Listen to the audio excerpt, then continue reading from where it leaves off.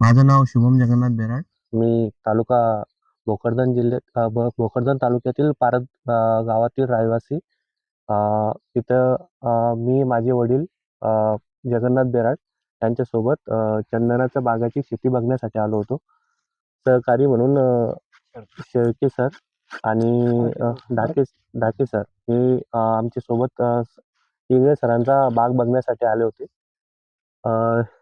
त्यांचा काल खरं तर म्हणजे जितेंद्र वानखेडे सरांना आम्ही शुक्रवारी कॉल केला होता. शनिवारी त्यांच्यासोबत भेट झाली आमची आणि प्रथमच आम्ही अ, आमच्या गावाजवळील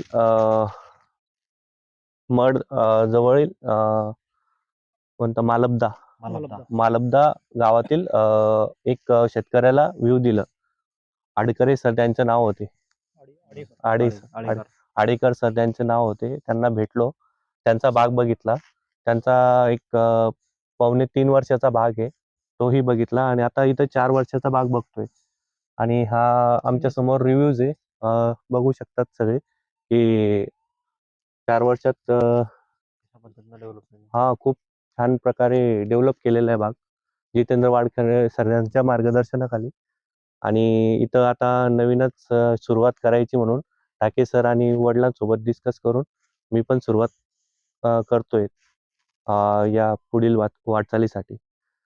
खूप खूप धन्यवाद जितेंद्र वानखडे सर, तुमच्या या मार्गदर्शनाबद्दल.